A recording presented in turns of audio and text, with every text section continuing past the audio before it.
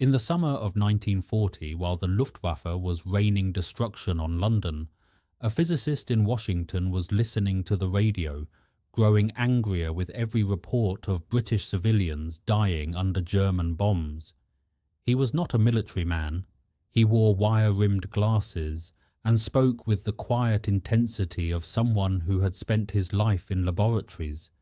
He had never fired a weapon in combat. But that August afternoon, Merle Tuve made a decision that would change the course of the war. He would build a weapon that the greatest scientific minds in the world said could not be built. He would put a radar set inside an artillery shell, and he would make it survive being shot from a cannon at 20,000 times the force of gravity.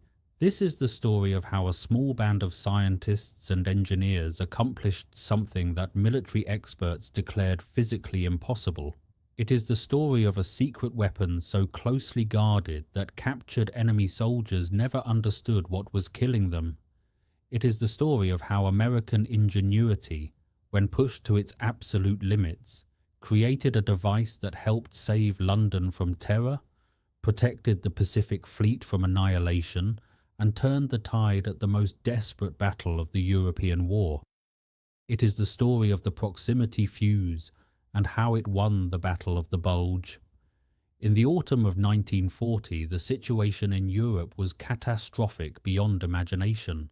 France had fallen in just 6 weeks, its supposedly impregnable Maginot Line rendered irrelevant by German armoured columns that simply drove around it. The British Expeditionary Force had barely escaped annihilation at Dunkirk, leaving behind most of its equipment. Now Hitler's Luftwaffe was pounding British cities night after night in what became known as the Blitz. The German goal was to break British morale and pave the way for invasion.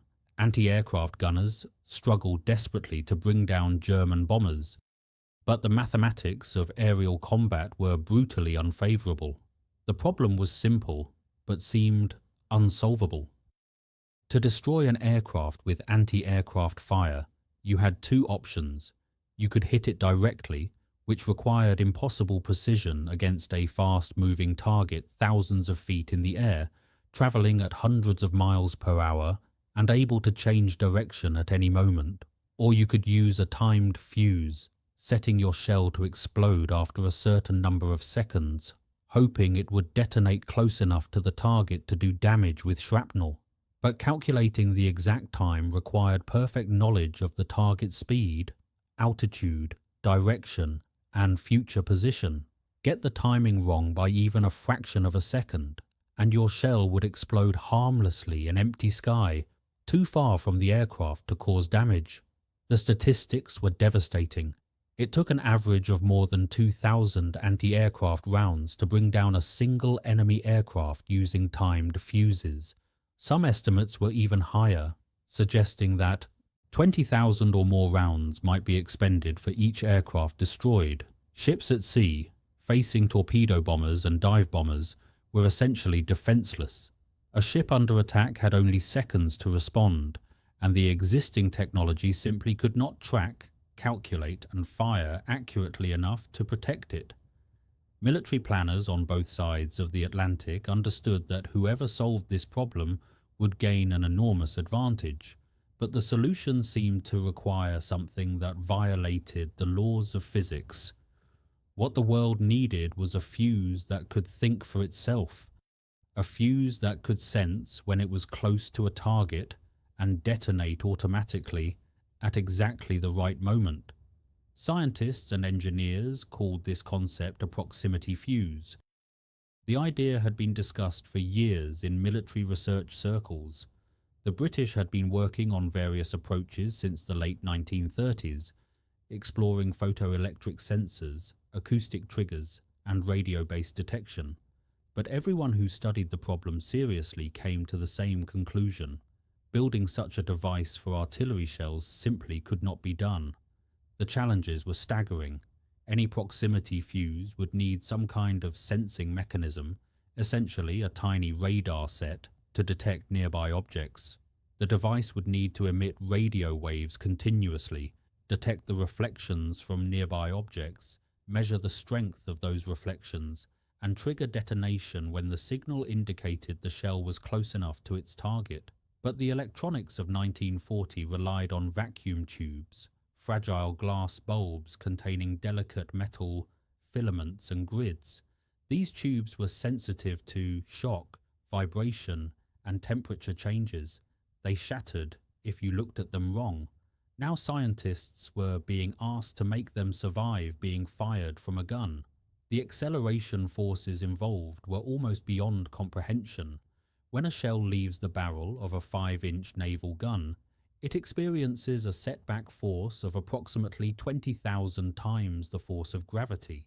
To put that in perspective, fighter pilots sometimes experience forces of 8 or 9 times gravity during extreme maneuvers, enough to cause blackouts or even death.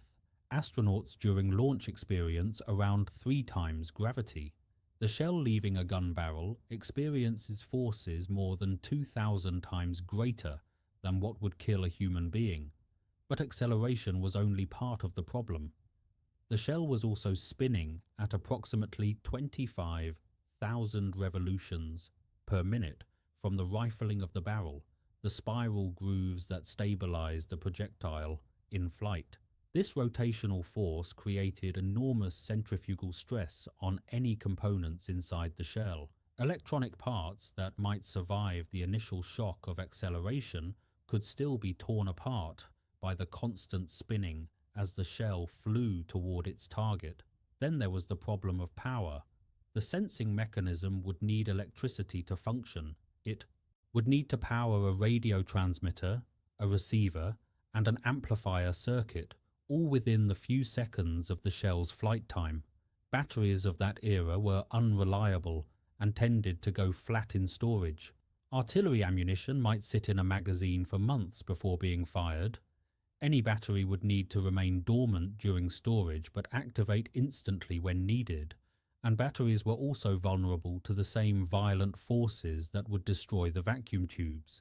And all of this miniaturized equipment would need to fit inside the nose cone of an artillery shell, a space roughly the size of an ice cream cone.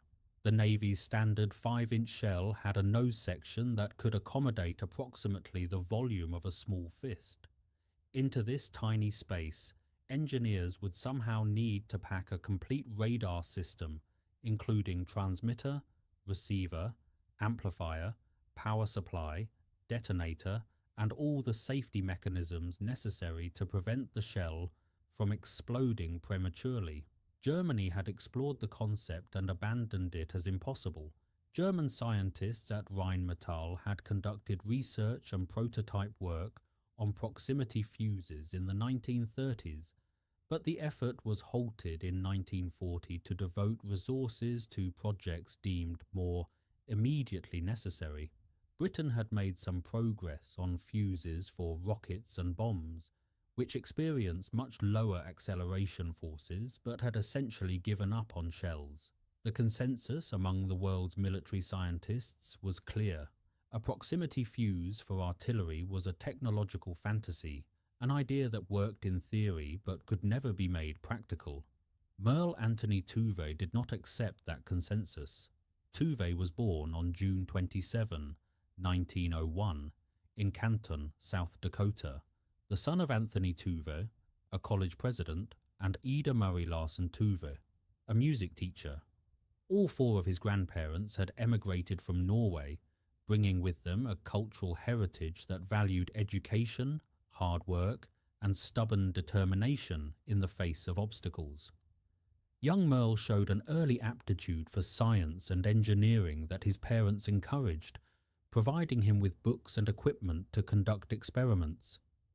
His childhood friend was another boy fascinated by science, a young man named Ernest Lawrence, who would go on to invent the cyclotron and win the Nobel Prize in physics.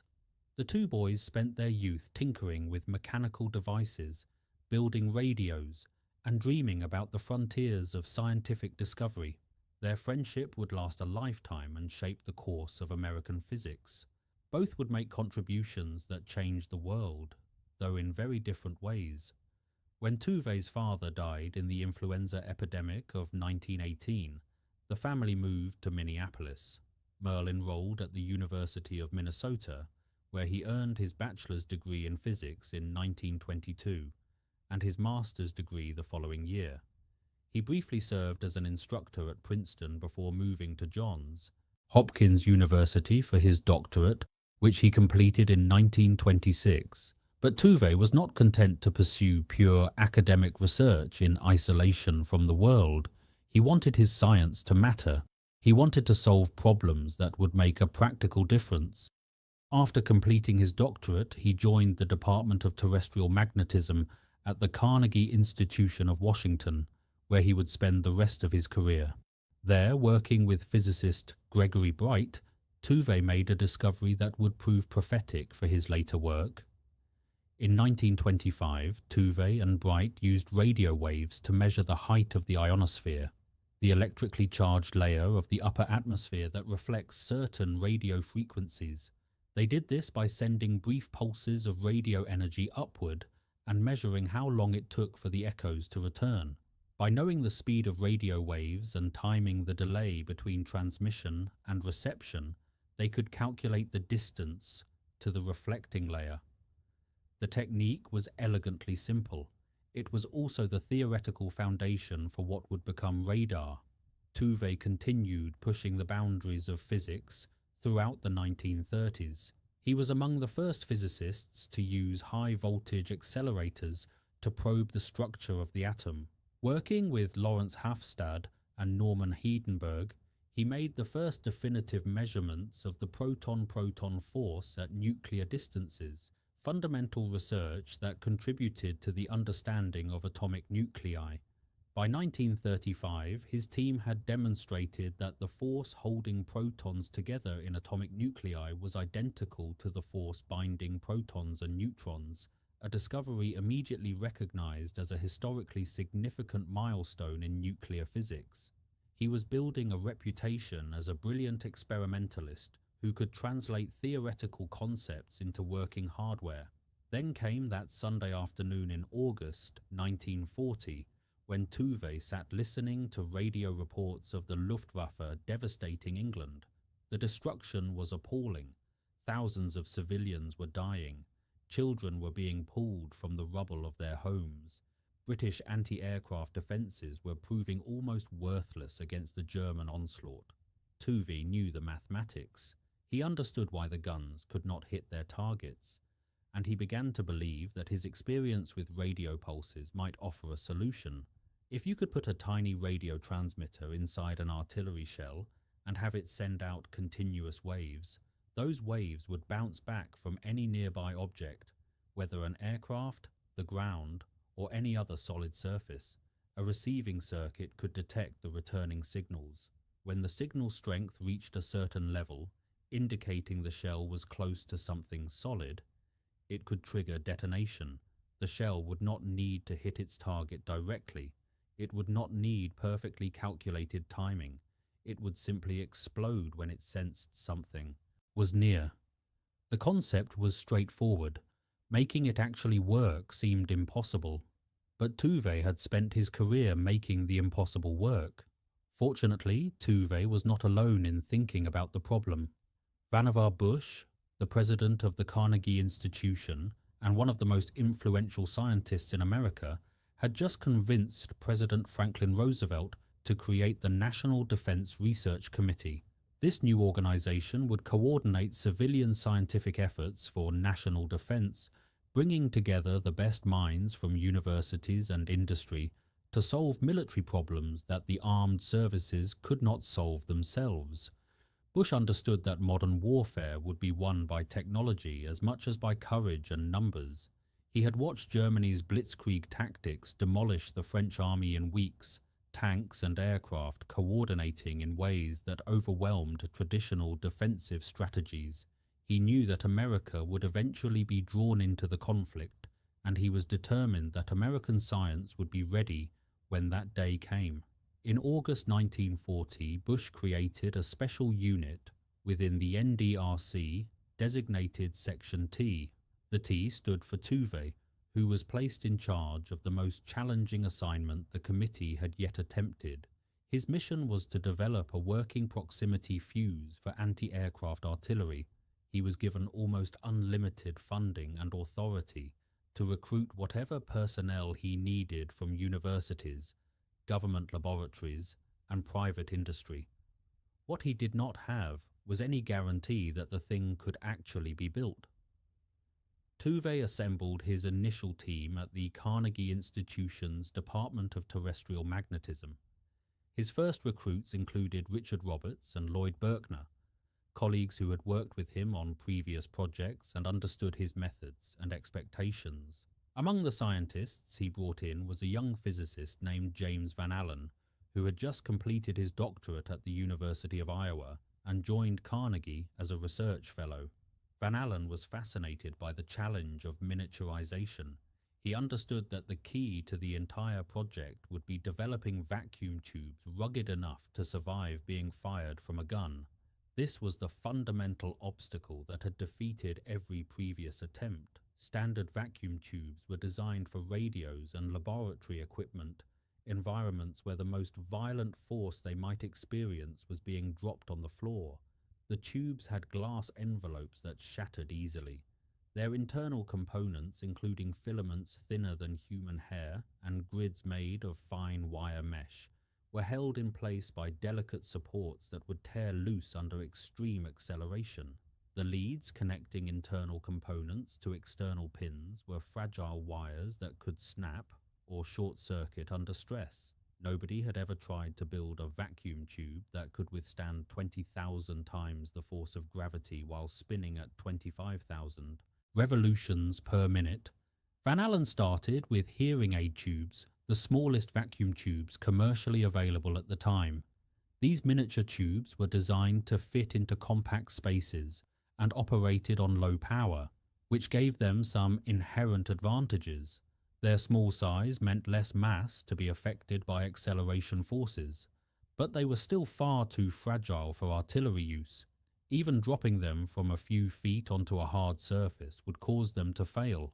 Working with engineers from Western Electric, Raytheon, and later Sylvania, Van Allen began a systematic process of making the tubes more rugged. They experimented with different glass compositions, searching for formulations that were both strong enough to resist cracking and thin enough to minimize weight. They tried different internal structures, redesigning how the filaments and grids were supported. They developed new methods of mounting components that would absorb shock rather than transmit it directly to delicate parts. They built hundreds of prototypes, then thousands. They tested them by dropping them on concrete, shaking them on vibration tables, spinning them in centrifuges. They simulated the forces of gunfiring as closely as possible without actually shooting the tubes. Most of them failed. Tubes that survived the drop tests failed the vibration tests. Tubes that survived vibration failed under centrifugal force. Tubes that seemed to pass all laboratory tests failed when actually fired from guns. The testing process was brutal and methodical. Teams would load prototype fuses into test shells and fire them from guns at the Naval Proving Ground at Dahlgren, Virginia. They would recover the fuses from the water targets and examine what had survived and what had shattered. Each failure provided information. Each small success pointed toward further improvements. Progress was measured in incremental gains, a slightly better glass formulation here and a more robust wire connection there, a mounting technique that reduced stress concentration somewhere else. Meanwhile, other members of Section T were working on the equally challenging problems of circuit design and power supply. The fuse needed to generate radio waves at a specific frequency, receive the reflected signals, amplify them to detectable levels, and distinguish between signals that indicated proximity to a target and background noise, and trigger detonation when the signal strength indicated the shell was close enough. All of this had to happen automatically, reliably, and within the few seconds of a shell's flight time. The power supply problem seemed almost as intractable as the vacuum tube challenge. conventional batteries were unreliable and could not survive the forces involved. Dry cell batteries of the era tended to go flat during storage, making them useless for ammunition that might sit in a ship's magazine for months before being fired. Wet cell batteries were more reliable, but could leak under acceleration, creating short circuits or chemical hazards. Then engineers at the National Carbon Company, a predecessor of Union Carbide and an early battery developer, created an ingenious solution. They designed a reserve battery that remained completely inert until the moment the shell was fired. Inside the battery was a small glass ampule containing the electrolyte solution. The battery plates surrounded this ampule, but were kept dry and inactive during storage. When the shell was fired, the violent acceleration would shatter the glass ampule, releasing the electrolyte. The spinning of the shell would then force the released fluid outward into contact with the battery plates through centrifugal force. The battery would activate at exactly the moment it was needed, generating power for the few seconds required for the shell to reach its target. The solution was elegant and perfectly matched to the unique conditions of artillery fire. Safety was another critical concern. A fuse that detonated shells based on proximity sensing could be extremely dangerous to handle. If the system activated prematurely while the shell was still in the gun barrel, or just leaving the muzzle, the resulting explosion could kill the gun crew and destroy the weapon. If it armed too quickly after firing, it might detonate near friendly ships or aircraft. The fuse needed multiple safeguards to prevent accidental detonation, while still arming reliably when needed. The engineers incorporated several safety features that exploited the unique characteristics of artillery fire. The arming mechanism used the spin of the shell itself to align components of the detonation circuit. Until the shell was spinning at the proper rate, indicating it had traveled safely away from the gun, the firing circuit remained physically disconnected. A centrifugal switch would only close after the shell reached a certain rotational speed. Additional safety devices ensured that the fuse could not arm during handling or loading, protecting the sailors and soldiers who would be working with the ammunition. Do you think scientists today face similar challenges in translating breakthrough research into practical military applications? Share your thoughts in the comments. By January 1942, Section T had achieved a critical milestone. Test fuses were showing slightly better than 52% success rates against water targets at Dahlgren. This meant that more than half of the shells fired were detonating when they sensed the water surface below them. The Navy considered this performance acceptable enough to begin involving manufacturers in the production process. The impossible was starting to look possible.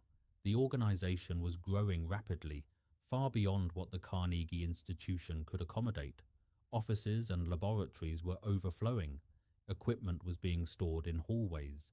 In March 1942, the entire operation moved to a new facility in Silver Spring, Maryland, leased by Johns Hopkins University, a former garage and Social Security Administration office building on Georgia Avenue became the headquarters of what was now called the Applied Physics Laboratory. Tuve was named its first director. The staff that had numbered about 100 at Carnegie would grow to more than 700 before the war ended. The pace of work at the Applied Physics Laboratory was relentless. Tuve drove himself and his team with an intensity that bordered on obsession. He understood that every day of delay meant more ships sunk, more aircraft lost, more sailors and soldiers dying because their weapons could not protect them. The Japanese attack on Pearl Harbor in December 1941 had made the threat concrete and immediate. The war was no longer a distant European conflict. American ships and American lives were now directly at stake.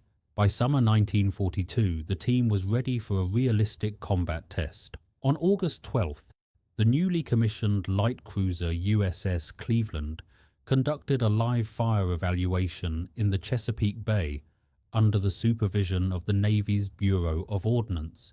The targets were 3 drone aircraft, small pilotless planes controlled by radio from nearby boats. The drone operators were instructed to take evasive action, mimicking the movements of enemy aircraft under attack. What happened next astonished everyone present. The Cleveland's gunners brought down all 3 drones on the first day of testing, using just 4 bursts of proximity-fused ammunition. The drones were destroyed despite their evasive maneuvers. The shells did not need to hit them directly. They simply detonated when they sensed they were close enough, showering the drones with fragments. The Navy immediately cancelled the remainder of the scheduled 2-day test. There was no need for further evaluation. The proximity fuse worked. Production began immediately. The manufacturers eventually included Crossley, RCA, Eastman Kodak, General Electric, McQuay Norris, Zenith, Philco, and even Wurlitzer Organs. Sylvania produced the crucial miniaturized vacuum tubes that Van Allen had designed. In total, more than 100 manufacturers and 2,000 suppliers would participate in the production effort. The fuse required the assembly of approximately 130 miniaturized electronic parts, including 4 or 5 of Van Allen's specially designed tubes. It was one of the most complex mass production challenges American industry had ever undertaken. The early production rates were modest, around 500 fuses per day by the end of 1942. Quality control was rigorous. Every fuse underwent testing before being accepted. Defective units were disassembled and analyzed to identify the causes of failure. Production processes were continuously refined. As manufacturers learned their work and more facilities came online, production accelerated dramatically. By late 1943, factories were producing roughly 40,000 fuses daily. By war's end, that number would reach 70,000 per day, a total of more than 22 million fuses produced. The first combat use of the proximity fuse came on January 5, 1943, near Guadalcanal in the Solomon Islands. The light cruiser USS Helena was part of a task force that came under attack by 4 Japanese Aichi D-3A dive bombers. Though slow and obsolete, the D-3A, which Allied forces called the Val, remained a dangerous threat due to its accuracy. One of the bombers scored a hit on the New Zealand light cruiser Achilles before the group broke off its attack. As the Japanese aircraft departed, Helena's anti-aircraft batteries opened fire on the retreating bombers. Lieutenant Red Cochran, commanding the aft 5-inch gun battery, fired 3 salvos using proximity-fused ammunition. The second salvo brought down one of the Vals without scoring a direct hit. At least one shell had passed close enough to the aircraft to trigger its fuse, detonating and damaging the plane with shrapnel. It was the first enemy aircraft in history deliberately destroyed by a near miss. The Navy immediately recognized what it had. The proximity fuse was classified at the highest levels of secrecy, equivalent to the Manhattan Project developing the atomic bomb. The military designated it the VT fuse, supposedly standing for variable time, a deliberately misleading name designed to obscure its actual function from anyone who might intercept communications mentioning it.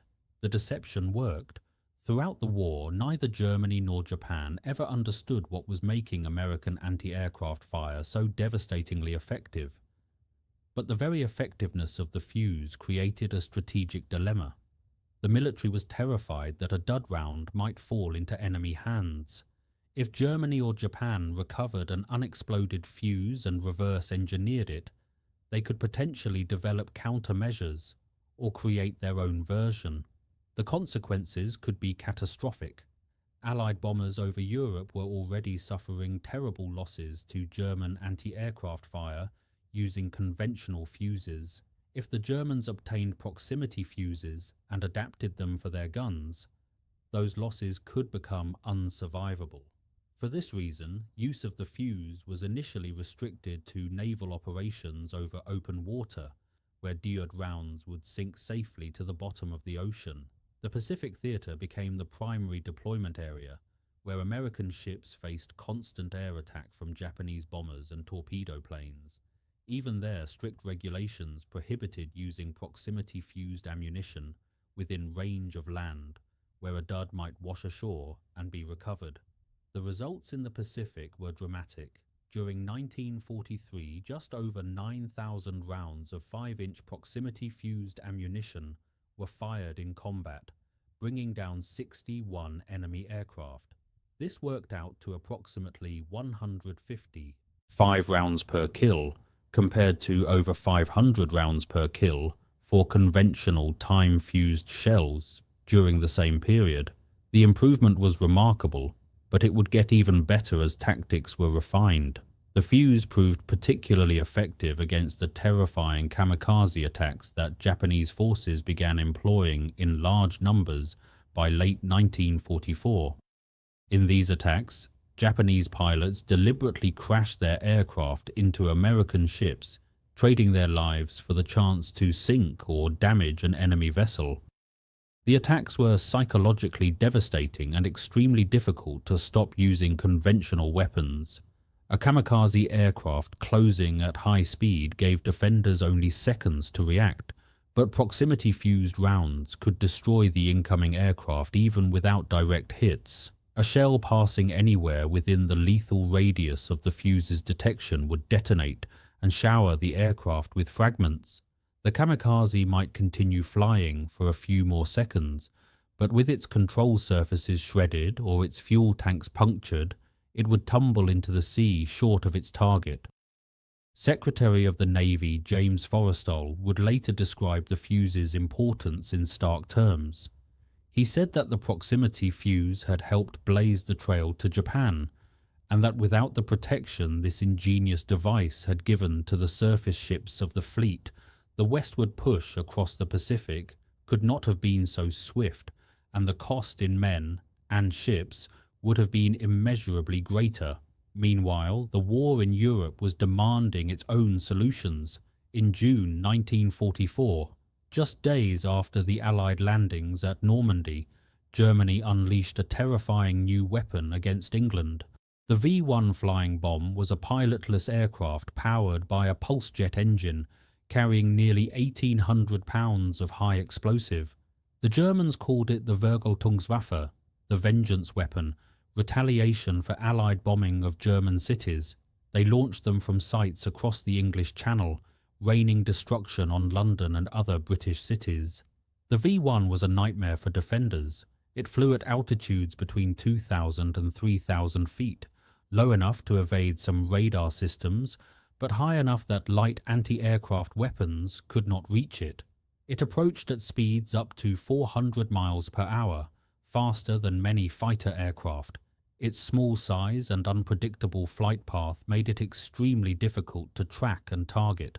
Fighter aircraft could intercept some of them, but the flying bombs often arrived in waves too numerous for fighters to handle.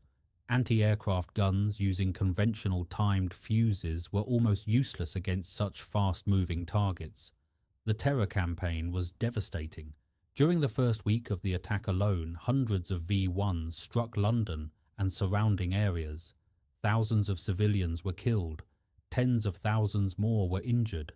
Entire neighbourhoods were flattened. The British desperately needed a better defence. Section T rose to the challenge. Engineers at the Applied Physics Laboratory quickly modified the existing proximity fuse designs for use against the V-1. The adaptations were installed in British 3.7-inch anti-aircraft ammunition and American 90mm shells. In mid-July 1944, batteries of guns equipped with the new fuses were rushed to positions along the English Channel coast, arranged so that dud shells would fall harmlessly into the sea rather than onto land where they might be recovered. The transformation was immediate and stunning. The percentage of V-1s destroyed by anti-aircraft fire jumped from 17% in the first weeks of the campaign to 74% by late August. On one exceptional day, the guns achieved an 82% kill rate. The proximity fuse was systematically dismantling the German terror weapon. Combined with fighter interceptions and barrage balloon defences, the British had finally found an answer to the buzz bombs. Winston Churchill himself acknowledged the American contribution. He stated that the so-called proximity fuses made in the United States proved potent against the small unmanned aircraft with which Britain had been assailed in 1944. The success against the V-1 demonstrated that proximity fuses could be used over land without catastrophic security compromise. Germany was clearly losing the war by late 1944. Even if they recovered a dud fuse, they lacked the industrial capacity and time to develop countermeasures or produce their own version. Military planners began considering how the fuse might be deployed for ground warfare. Do you believe that weapons developed primarily for defensive purposes inevitably find offensive applications? I would love to hear your perspective in the comments. By autumn 1944, the Allies were pushing toward Germany from both east and west. The invasion of France had succeeded beyond expectations. Paris was liberated in August. Allied forces were approaching the German border. Supply lines stretched back hundreds of miles to the invasion beaches, now being supplemented by the vital port of Antwerp, which had been captured in September. Many commanders believed the war in Europe might be over by Christmas. They were wrong. Adolf Hitler was planning one last desperate gamble. On December 16, 1944, more than 200,000 German troops launched a massive offensive through the Ardennes forest in Belgium and Luxembourg. The attack achieved complete tactical surprise. American forces in the region, thinly spread along what commanders had considered a quiet sector, were badly outnumbered and outgunned. German armoured columns smashed through defensive positions that had been manned by exhausted units sent there to rest, and Green troops gaining their first combat experience. The Germans advanced rapidly, creating a dangerous bulge in the Allied lines that gave the battle its name. The strategic objective was ambitious. Hitler believed that if his forces could capture the port of Antwerp, they could split the Allied armies in two and potentially force a negotiated peace in the west. He could then concentrate all his remaining strength against the Soviet Union advancing from the east. The situation was critical. American troops fought desperately to slow the advance, but they were being overwhelmed in many sectors. The weather was terrible, with heavy cloud cover, fog, and snow that grounded Allied aircraft and eliminated the air superiority that had been crucial to previous victories. German commanders had deliberately chosen to attack during poor weather, knowing that American air power would be neutralized. On the morning the offensive began, Colonel George Axelson commanded the 406th Artillery Group positioned near Monschau, Germany, at the northern shoulder of the German attack. His unit had just received shipments of a new type of artillery shell equipped with proximity fuses, codenamed Posit. The shells had been developed for ground warfare, but had never been used in combat against enemy troops. General Dwight Eisenhower, the Supreme Allied Commander, had not yet officially authorized their deployment, fearing that duds might fall into German hands and reveal the technology. But Axelson's artillery was supporting the 38th Cavalry Squadron, a lightly armed reconnaissance unit that was being hammered by the German assault. The cavalry troopers were outnumbered and outgunned, facing veteran German infantry and armour with only light weapons and thin armour of their own. They desperately needed effective artillery support to survive. Axelson faced a difficult decision. He had been explicitly told that the new shells were not yet authorized for use. But he also had soldiers dying who might be saved if his artillery could fire effectively, despite the poor visibility that made conventional shells nearly useless. He decided that the emergency trumped the restrictions. He ordered his gunners to open fire with the proximity-fused ammunition. The results were immediate and devastating. The proximity-fused shells detonated approximately 30 feet above the ground, showering German troops with shrapnel from above and from all sides. Soldiers in the open were cut down by fragments coming from directions they had never expected. There was no defense against shells that exploded in mid-air. Foxholes offered little protection against airbursts. Even troops taking cover behind walls or in ditches were vulnerable to fragments raining down from above. The psychological effect was as powerful as the physical damage. German soldiers had never experienced anything like this artillery. They could not understand what was happening. Their training had taught them how to survive conventional artillery, how to take cover when shells impacted, how to move between barrages. None of that training applied to shells that exploded before they hit anything. Within 3 days of the offensive's start, Eisenhower formally requested clearance to use the proximity fuse across all ground forces. On December 19th, he sent an urgent message to Washington demanding authorization. On December 21st, all restrictions were removed. 200,000 proximity-fused shells flooded into the European theatre to meet the German offensive. The Germans had expected that bad weather would protect them from effective artillery fire. Timed fuses required forward observers to call in corrections, spotting where shells landed and radioing adjustments to the gun crews. But the fog and snow made observation nearly impossible. German commanders believed their troops could move in the open when visibility was poor, safe from effective artillery fire. The proximity fuse changed that calculation entirely.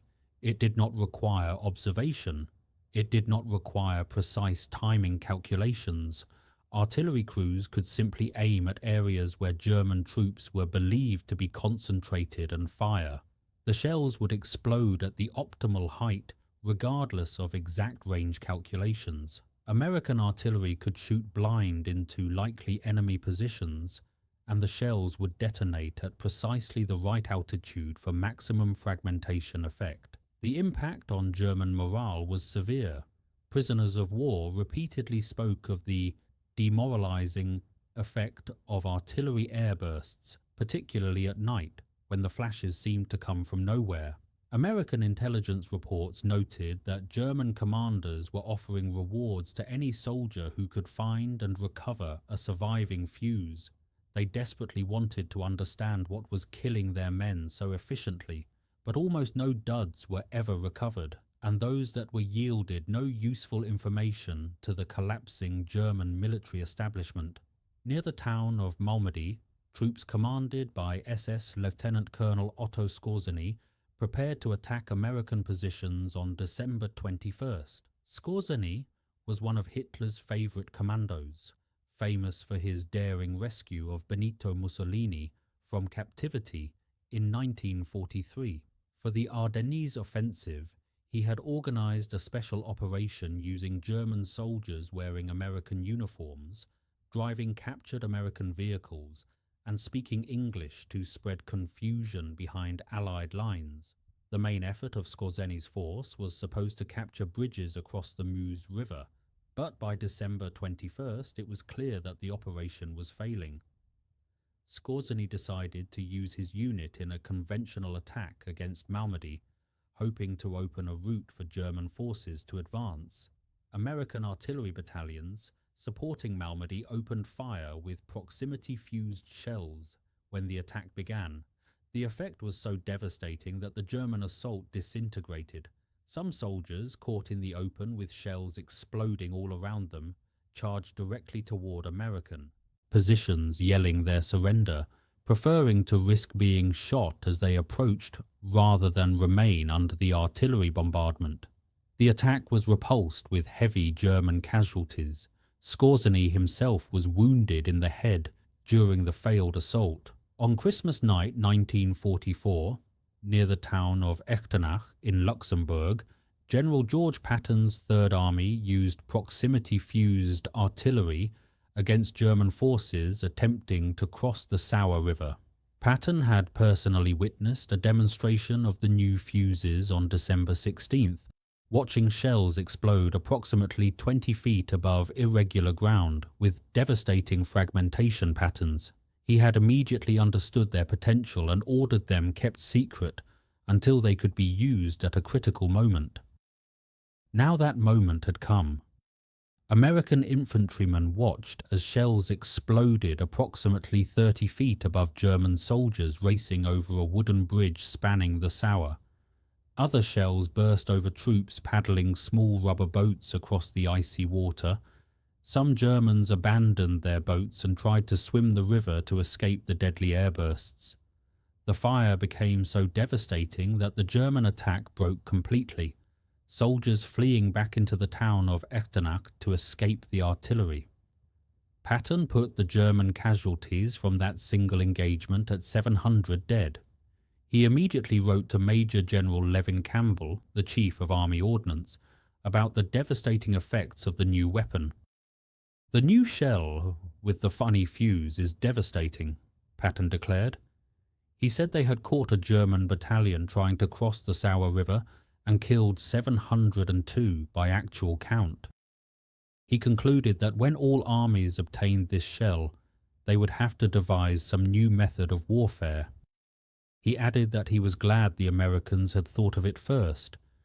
Documents from the 10th Infantry Regiment recorded that German prisoners reported what they called the terrific effect of the new artillery fuse. Young German soldiers, many between the ages of 17 and 18, who had received only a few weeks of training before being sent to the front, told interrogators that the artillery was unlike anything they had experienced or been prepared for. The Battle of the Bulge was Hitler's last major offensive in the West.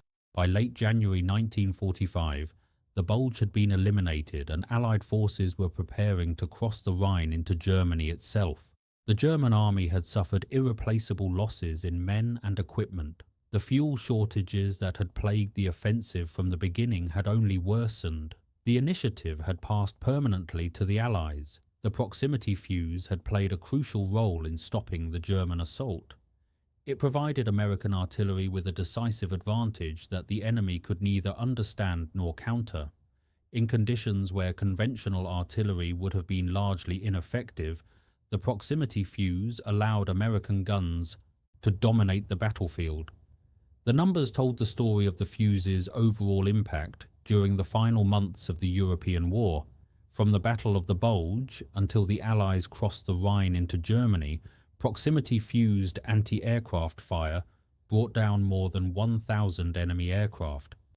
On the ground, artillery shells calibrated to detonate 30 to 50 feet above the surface took a fearful toll on exposed German personnel and equipment. The combination of ground and air effectiveness made the proximity fuse one of the most versatile weapons in the Allied arsenal.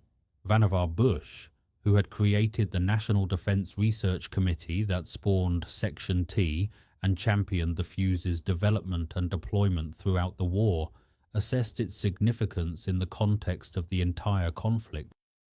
Historian James Finney Baxter wrote that if one looked at the proximity fuse program as a whole, its magnitude and complexity ranked it among the 3 or 4 most extraordinary scientific achievements of the war. Only the atomic bomb, radar, and perhaps the mass production of penicillin stood in the same category of wartime scientific accomplishment. By the time victory in Europe was declared in May 1945, more than 22 million proximity fuses had been produced at a cost exceeding $1 billion in 1940s currency, equivalent to roughly $15 billion today. The vast industrial network that had been mobilized for production represented one of the most remarkable manufacturing achievements of the war. An estimated 3% of all the physicists in the United States had worked on the project at one point or another. The Pacific War ended 3 months later, after atomic bombs destroyed Hiroshima and Nagasaki. But even as the atomic age was being born with terrifying violence, the proximity fuse was continuing its quieter work of protecting American ships from kamikaze attacks in the final weeks of the war. Analysis after the war suggested that proximity-fused shells had accounted for the destruction of 278 enemy aircraft, and that conventional time-fused shells would have destroyed only 46 of those same targets. The improvement in effectiveness was roughly 6-fold. The defence of Antwerp provided another dramatic demonstration of the fuse's capabilities. After the British captured the vital Belgian port in September 1944, The Germans subjected it to relentless attack using both V-1 flying bombs and the even more terrifying V-2 ballistic missiles. Over 5 months, approximately 2,500 of these weapons were launched against the port that served as the primary supply point for Allied armies advancing into Germany. When the Germans adjusted their V-1s to fly as low as 1,200 feet to make interception more difficult, engineers at the Applied Physics Laboratory responded by rapidly designing modified fuses specifically calibrated for this lower altitude threat. The devices were rushed into production at the Crossley factory in Cincinnati. British Prime Minister Winston Churchill considered the matter so urgent that he authorized a special flight of Lancaster bombers to transport the fuses directly from Cincinnati to Antwerp. The results justified the extraordinary effort. During one engagement, a single anti-aircraft battalion destroyed 48 of the first 75 V-1s it engaged. The port of Antwerp continued to function throughout the V-weapon assault, keeping supplies flowing to the armies that would ultimately defeat Nazi Germany. Without the proximity fuse, the port might have been rendered unusable, potentially extending the war by months. For his leadership of the proximity fuse program, Merle Tuve received the Presidential Medal of Merit from President Harry Truman in 1946, one of the highest civilian honors the government could bestow. He was also named an honorary commander of the Order of the British Empire in recognition of how his invention had helped defend Britain against the V-1 attacks. The Comstock Prize in Physics from the National Academy of Sciences followed in 1948. James Van Allen, who had solved the critical vacuum tube problem that made everything else possible, went on to even greater scientific achievements after the war. He returned to the University of Iowa and began designing instruments for high-altitude research using rockets. In 1958, instruments he designed for the Explorer 1 satellite discovered the radiation belts surrounding Earth that now bear his name. The Van Allen radiation belts remain one of the fundamental discoveries of the space age. The skills Van Allen had developed miniaturizing electronics for proximity fuses proved directly applicable to designing instruments that could survive rocket launches and function in the harsh environment of space. The same engineering challenges, making delicate electronic components survive extreme acceleration and function reliably in hostile conditions, connected his wartime work to his post-war scientific triumphs. The Applied Physics Laboratory that Tuve founded in 1942 continues to operate today as one of the largest university-affiliated research centers in the United States. It has contributed to numerous national security and space exploration programs, including the Parker Solar Probe, studying the Sun, and the New Horizons mission that flew past Pluto. The institution Tuve built during the desperate days of World War II has become a permanent part of America's scientific infrastructure.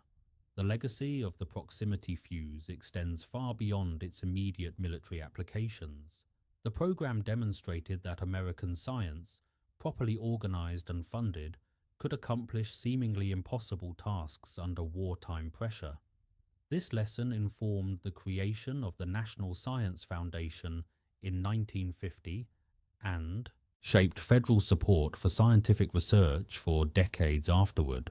The miniaturization techniques developed for the fuse also pointed toward the future of electronics. The challenge of fitting complex circuitry into tiny spaces while maintaining reliability would eventually lead to integrated circuits and microprocessors, the technologies that power the modern digital world. The printed circuit techniques pioneered during fuse production were among the first mass applications of what would become standard electronics manufacturing methods. Merle Tuve returned to the Carnegie Institution after the war, serving as director of the Department of Terrestrial Magnetism from 1946 until 1966. He could have leveraged his wartime success into a career of power and influence in the growing military-industrial complex.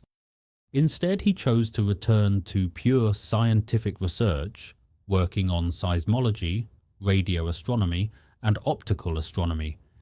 He deliberately limited his department to a small staff, believing that important science could be done by small groups with good ideas, rather than large bureaucracies with big budgets. When asked about his wartime work, Tuve was characteristically modest. He deflected credit to his team members and emphasized that the Fuze was the product of collective effort rather than individual genius. He never sought to capitalize on his fame or convert it into personal advantage. He remained a scientist first, committed to understanding the natural world rather than exploiting his achievements for recognition or wealth.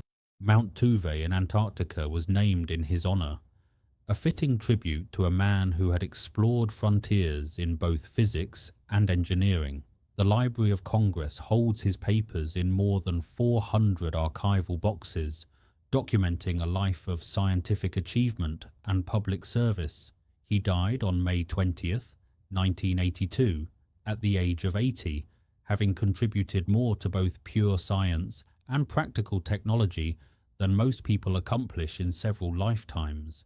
The story of the proximity fuse carries lessons that resonate beyond its historical context. It demonstrates that the boundaries of the possible are not fixed. What seems impossible to one generation may become routine for the next, but only if someone has the courage and determination to push against those boundaries and refuse to accept expert consensus as final truth. It shows that wars are won not only by soldiers on battlefields, but by scientists in laboratories, by engineers in factories, by workers on assembly lines. The men who fired proximity-fused shells at German troops in the Ardennes were wielding a weapon forged by thousands of people they would never meet, people who had worked for years on problems those soldiers could not begin to understand. It reveals how secrecy, while sometimes necessary, shapes the experience of those who fight. The soldiers who died under proximity-fused bombardments never knew what was killing them. Their commanders could not develop countermeasures because they could not comprehend the threat. The weapon worked partly because its existence was successfully concealed from those it was destroying, and it illustrates how individual determination can change history. Merle Tuve was one man with an idea and the stubbornness to pursue it.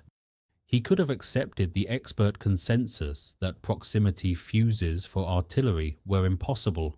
He could have focused on safer, more conventional research that would not risk failure. Instead, he committed himself to proving the experts wrong. On that August afternoon in 1940, listening to reports of London burning, Tuve could not have known exactly where his determination would lead. He could not have foreseen the frozen battlefields of the Ardennes 4 years later, the desperate soldiers fighting in the snow, the shells bursting in precise airbursts above German positions. He only knew that something needed to be done, and that he might be the one to do it. They told him it was impossible. They explained all the reasons it could not work. They listed every technical obstacle, every physical constraint, and every engineering challenge that made a proximity fuse for artillery a fantasy beyond the reach of any technology then existing. He built it anyway. Be determined. Be persistent. Trust your vision even when experts declare it cannot be done. That was the lesson of Merle Tuve. That was the lesson of Section T. That was the lesson of the fuse that won the Bulge. Tweets Ansatafanis